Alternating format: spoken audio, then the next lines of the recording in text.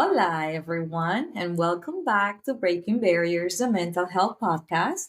The holidays are around the corner, and we all know what that means family gatherings, big meals, and sometimes a little bit of chaos. Today, we're diving into a topic that we can all relate, as always how to survive family gatherings without losing your mind.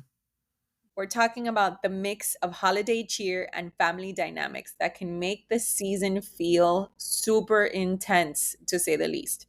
And for those of us with big Latin families, you know exactly what we're talking about. Tia Maria in the kitchen yelling for more seasoning, cousins running around, abuela making sure everyone's eating enough, and somehow everyone talking over each other at the same time. So, in this episode, we'll explore some strategies for navigating the holiday stress, how to handle the family drama, setting boundaries, and keeping your cool. And don't worry, we'll sprinkle in some real life examples and, of course, a bit of Latin family humor. So let's start with why the holidays can feel so incredibly stressful.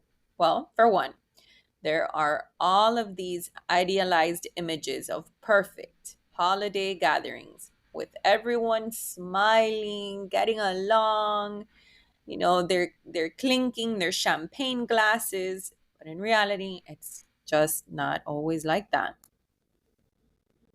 Oh, no, and especially not in a Cuban family. Instead of a calm holiday dinner, we're talking about Tia Marta asking when you're getting married, being all chismosos. Abuela giving you a mountain of food, even though you said that you're on a diet, because everyone is on a diet nowadays. And Tio Raul wanting to argue about politics right at the dinner table. That is so true. And there's this unspoken pressure to make everything perfect. Perfect food, perfect decorations, perfect interactions. But spoiler alert, perfection is overrated. And real family gatherings are often messy. For some of us, they can even bring up old family issues or really difficult and uncomfortable emotions. Family gatherings can be like stepping back into old dynamics. It's like when you're 30 years old, but as soon as you walk through the door, you're back to being la niña, like a little girl. And everyone is commenting on your life choices and why did you break up with so and so, why you did this. And it can bring up stress, and not just from the family, but also from the holiday obligations, the gifts, the cooking, the hosting, and all that adds up. Exactly, Camila. And then there's the emotional side. The holidays can bring up feelings of nostalgia, grief, or loneliness. Many people find themselves missing loved ones who are no longer around or thinking about unresolved family issues. So, if you're feeling the holiday stress already, please know that you are not alone. All right, let's dive into one of the biggest holiday stressors, family drama. Every family has that one person who can be difficult, okay, to say the least. You know the type, either the tia who keeps asking if you're still single, the cousin who likes to argue about everything, or the family member who forgot that it's your turn to host. Yes. And in Latin families, there's usually at least one person who takes on the question asker role. They'll look at you, shake their head, and say, ¿Y los novios pa' cuándo? Meaning, and Oh, when are you going to get married? Or when are you going to get a real job? It's like their holiday tradition is to keep you on your toes. the dreaded when are you getting married or when are you having kids? And the worst part is that they just don't ask, okay? They ask loud enough for everyone to hear. And if you're not prepared, it can be a little overwhelming, especially if you're bringing maybe your boyfriend or girlfriend over for the first time. No puedo. Oh my gosh. That is so true. The key here is to have a plan. Before the gathering, decide how you'll handle these questions. You could respond with humor, something like, I'll bring a novio, a boyfriend, next year just to surprise you, Tia. Or if you want to keep it real, you can say, I'm happy with where I am right now. Thanks for asking. Setting those boundaries is important. Again, setting boundaries. And it is totally okay to change the subject if you feel uncomfortable. Redirecting the conversation can save you from those awkward moments. Or if you just don't want to talk about it, just change subject. Now let's talk about the classic dinner table debates. There's always someone who wants to bring up politics, religion, or something super controversial. In my case, my uncle loves to do that. It's like they're wanting to throw in a grenade and watch it explode. Why? And it gets so uncomfortable. And it's often the older relatives who want to share their wisdom on every topic. And as soon as they bring it up, you see everyone at the table freeze and exchange glances, like, it's about to get started. Hmm. So, what's the best way to handle this? First, remember that you don't have to engage in every conversation. It's okay to say, I'd rather keep things light today, or let's focus on enjoying the meal instead. You're allowed to set boundaries without feeling guilty. If things do start to get a little tense, try changing the subject or using humor to diffuse the situation. It helps lighten the mood without causing a scene. And sometimes silence is golden. You don't have to respond to every opinion. Sometimes just nodding and letting them finish is the best way to avoid unnecessary stress. Unless you're like me and then you're gonna get into it.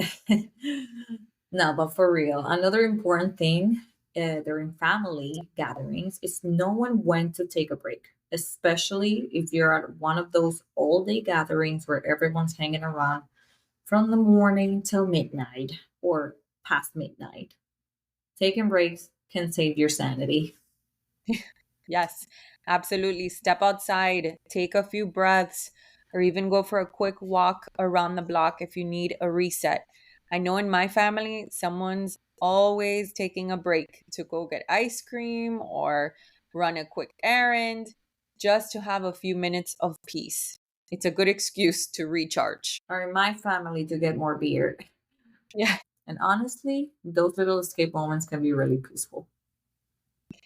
And if someone asks why you're disappearing, you can just say you needed a moment to digest or check on the food. Taking those breaks allows you to recharge and come back ready for round two. So no, now let's get serious. We know that letting go of that perfect holiday fantasy it's super important, and emotionally and socially it takes a toll on you.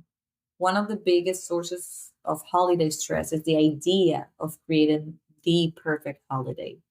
It's like everyone wants to be in a Hallmark movie, but instead we all end up in a comedy special with chaos, spilled drinks, and Abuela dancing salsa with her walker. Go, abuela. That's exactly. And while so cute. And while we all want those perfect moments, real family gatherings are messy, they're loud and imperfect. Trying to control everything just makes you stressed out, and honestly, it keeps you from enjoying the good parts of the holidays. Yeah, you have to let go of the idea of being perfect. There's nothing more exhausting than that. Maybe your cousins show up late or the food isn't like Instagram worthy and the kids are running around like crazy, and that's okay.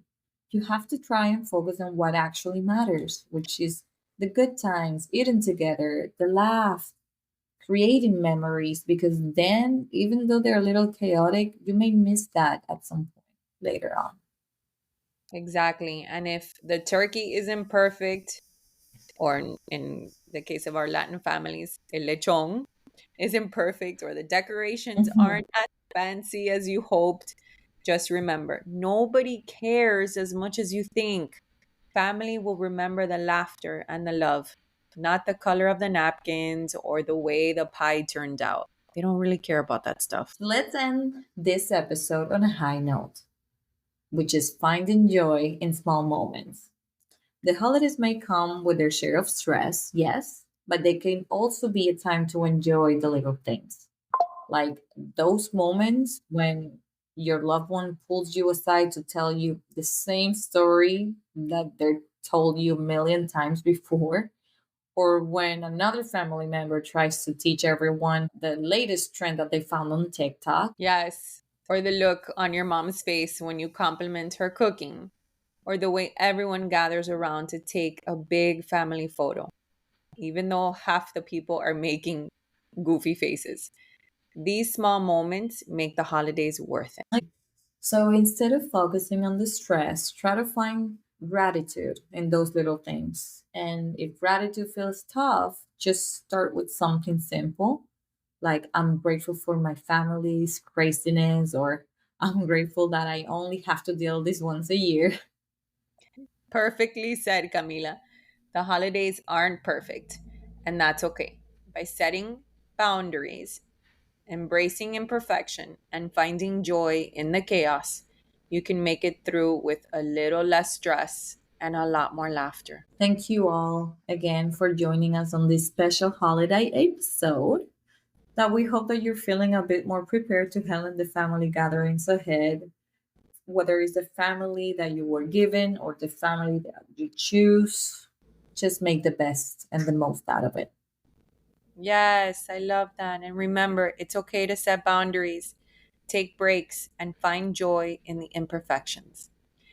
Camila and I are wishing you a holiday season filled with laughter, with love, and maybe a little chaos. Because, let's be real, guys, that's what family's all about. Happy holidays from Breaking Barriers, and don't forget to share this episode if you find it helpful. And we will see you next time. Take care, everyone. Bye. Bye.